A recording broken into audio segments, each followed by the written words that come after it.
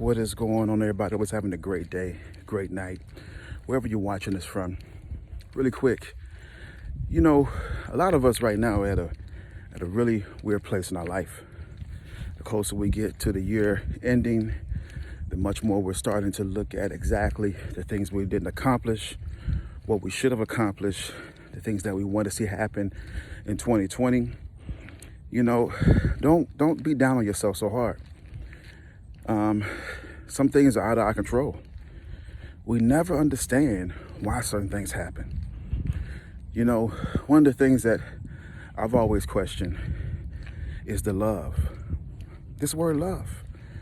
And the reason I talk about it, and the reason I bring it up is because not only am I talking about things that is relevant to our everyday life, but a lot of us we're at a crossroads within our life.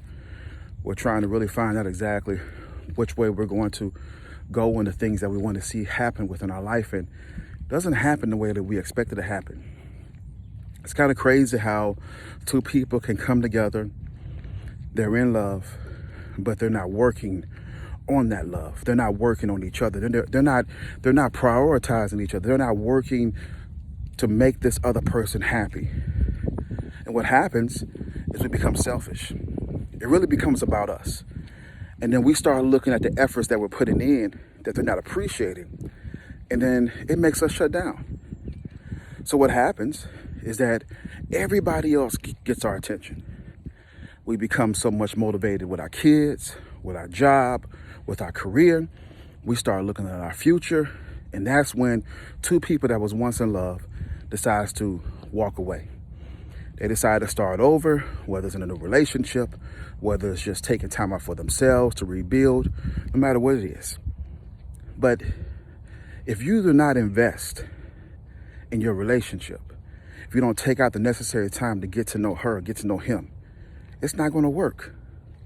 Because you're investing your time and your energy in everyone else, but you're not prioritizing them in your life. And it's so unfair that we do this, and we do this not even aware of it. And this is the reason why we've had so many failed relationships. My clients and the people that I deal with on my social media platforms, whenever I'm giving them life coaching advice, I always tell them one particular thing. I say, always look back at your past relationships. Look back and try to figure out exactly why it didn't work out. What was it that you could have done better that might have saved your marriage? What is it that you could have done better to make your relationship actually a little bit more better than what it was before? The challenges, the ups and downs, the things that you could have improved on that could have made you a better man, a better woman, and it could have actually strengthened your relationship. But for some reason, we don't do that. We become so distant and distracted with everything else that we stop investing our time and our energy into the person that we're in love with. And we're trying to figure out why things didn't work out. Well, it didn't work out because you didn't want to work on it. You was working on everything else. You was prioritizing everything else in your marriage and your relationship. And that's how it didn't work out. There's nothing wrong with prayer. There's nothing wrong with God. There's nothing wrong with church. There's nothing wrong with bringing work home and working on that. But you have to take out the necessary time. You got to be very spontaneous. You have to be different. Because I'm telling you this right now, relationships nowadays, they're not built like they were 20, 30 years ago. There's so many other options out here that people think that they can always find something better. There's so many other things out here to capture your attention. Some of us just have ADHD. Some of us don't understand that we have to put in this time. Some of us don't want to actually do the things that we should do. And we're trying to figure out why things did not work out.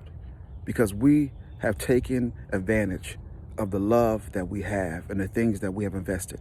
It's sad to say, right now, you got people that are watching my video, watching this video right here, that have been married 25 plus years and they're not happy. They won't let the spouse know. They're just in a relationship not only based off of the kids, but because they're comfortable. Things are exactly the way they want it.